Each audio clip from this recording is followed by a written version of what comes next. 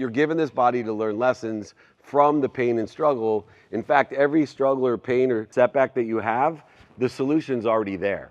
It's just what? A lapse of time until it becomes a resolution, a resolution. I want to talk about something I didn't get to talk about on stage, which is my true passion of research, which is time and relativity. And I think a lot of people, they at best pay attention to time and they don't understand relativity. For me, I study time. And time is the most valuable thing because, believe it or not, it's God's gift to you and his guarantee to you. So the human experience that we're in falls within the context of infinite everything, that more than enough of everything. Infinite energy, infinite intelligence, infinite intuition and inspiration and energy. It's infinite. It's just you're blocking it or you're interfering with the infinite within the context of this human experience, which is linear, the human experience, from the time your heart starts till this time it stops. And God's guarantee is that I will give you this body from the time the heart starts till it stops to learn. That's the guarantee. Lessons will keep on coming until you learn them. You will forget every lesson there ever was, and you have the power to remember, remind, and recollect every lesson there ever was. That's from in the infinite. And so a lot of people don't understand this human experience, and they get caught in this conflict of like, well, this is the spiritual, the religious side of things, but I got a mortgage to pay. That's in the human experience. And so if you look at time, it'll really help you because every guarantee God gives you is within the context of time. He says, you're going to get this body. And by the way, you should thank God for your body because without your body, you would have no pain, struggles, setbacks, failures. You realize that's the only reason you have pain and struggle is because you have a body. If you had no body, you'd be at ease all the time. But you're given this body to learn lessons from the pain and struggle. In fact, every struggle or pain or setback that you have, the solution's already there. It's just what? A lapse of time until it becomes a resolution, a resolution. It's only time that separates your problems from the solution. And so a lot of people don't understand why I'm such a time freak, why time's my love language, why I study time. It's because I'm in the human experience, so I might as well understand how to have a better human experience because God guarantees me 24 hours a day, every day of my life. He guarantees everybody 24 hours a day, every day of your life. It's the only common denominator of the human experience. No matter how tall you are, small you are, where you live, what you do, every one of us have one common denominator. We get 24 hours a day, every single day of our life, except for the last day you will be cheated. Seconds, minutes, or hours, I don't know, neither do you. So understanding time helps us to what? Enjoy the consistent, persistent pursuit of this infinite, the potential that we have. And that's what creates fulfillment, passion, purpose, and even profitability is when we're capable and able of enjoying consistent, which is anti-human experience, consistency's anti-human nature. People hate two things, by the way. Like I'm a great teacher, coach, and mentor because I'm probably one of the most, and also parent, I'm great at those things because of one thing. I'm one of the most annoying human beings you'll ever meet. Why am I annoying? Because I'm repetitive and honest. If you have kids, what do they hate? Repetitive and honest. When you're coaching someone, what do they hate? Repetitive and honest. How do we learn? Through repetition and the truth. Kind of a counterintuitive thought there, but it falls within the context of understanding what we're here for. So I want you to think about time in a different way. I want to think about time in how I live my life and reconcile the infinite with the human experience. Because I'm going to utilize time in a direction of what I want, which is a divine direction of what I want today, according to what? The circumstances of today in alignment with what? Relativity, alignment with the meaning of the past. See, we live our lives, most people don't know what they want. They live their lives, I know you're eating, so this is a little grotesque, but most people live their lives like tubes, Food in, food out. Don't know what they want. Each and every day, you're given this 24 hours. You should know this is what I want today in my divine direction. And I need to align the meaning of the past, give the past relativity of what? Protection, promotion, love, and perfection, light, love, and lessons. I need to align my past, the failures, setbacks, mistakes, defining moments of my past with where I want to be or better. Why? If you don't, you will limit your future. Your self-image, your imagination is determined by the meaning you give the lessons of the past, the failure, the setbacks, the mistakes of your past. If you don't align the meaning of your past, you will limit your self-image, you will limit your imagination, and you never will overachieve your own self-image.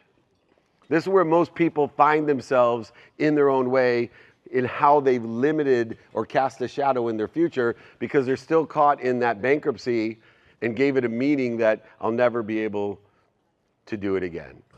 I'm never going to get up, get back up, get started. I can't do this. I'm a loser. I'm thinking about what I don't have, don't want, by giving meaning to the past as punishment instead of what? Protection, promotion, love, and perfection. Now you see why faith is so important, combined with the wisdom, which is provided by those people that stand before us already, who have already learned the lessons. Notating, we're here to learn lessons. Lessons, we're going to forget every single one of them, but we have the power to access every single one of them. That's why it's called remind, remember, and recollect. Why are we remembering something? What do you think you're remembering to, or reminding with, or recollecting with? Source, right? The infinite, abundant information that we can utilize each and every day. And so when you realize that we are living this human experience in the context of time, we're learning from that time. What gets in our way with time?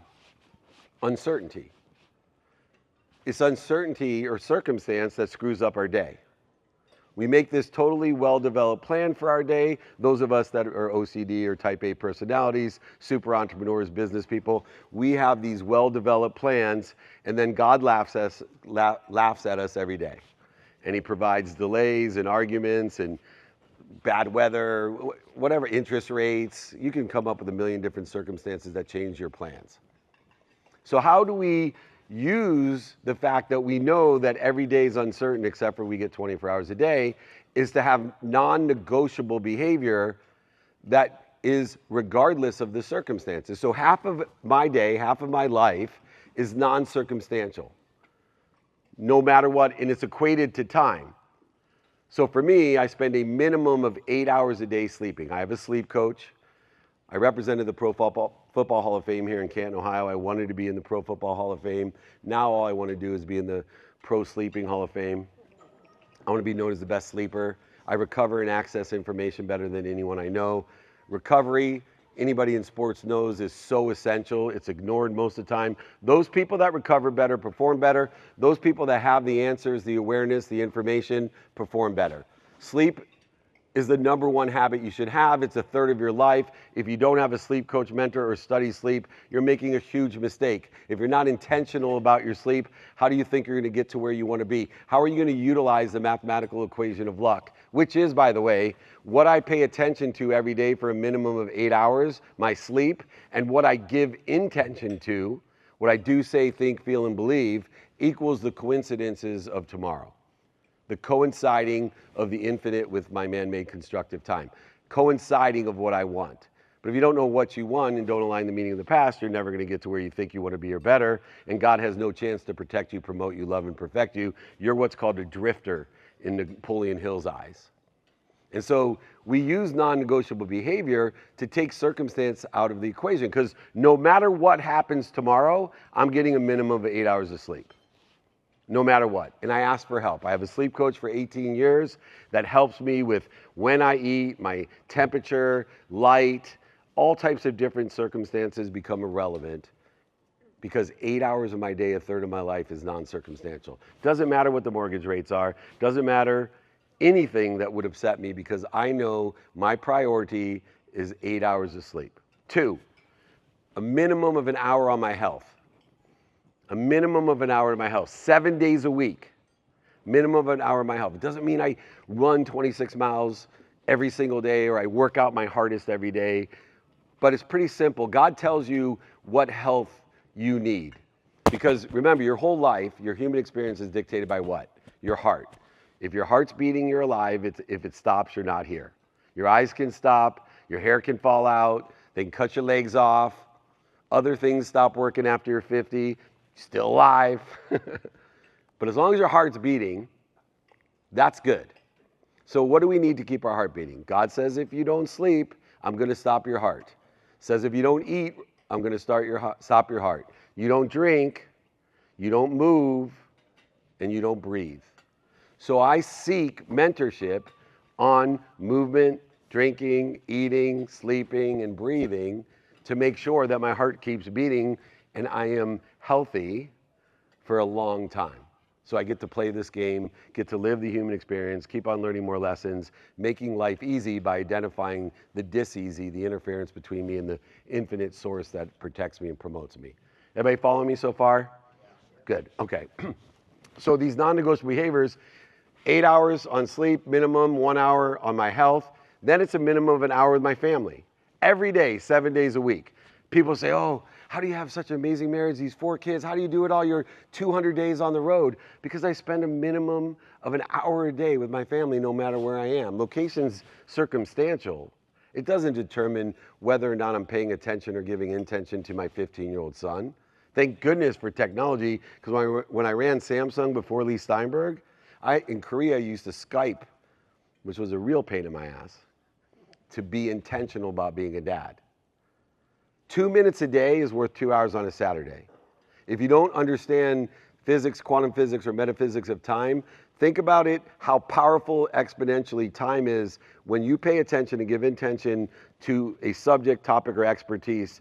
For 2 minutes a day, it equals 2 hours on a Saturday because of the conscious continuum, the continuum nature of time. So realize that. I did with my 3 older daughters, right? I used to spend a minimum of 30 minutes a day with each one of my kids.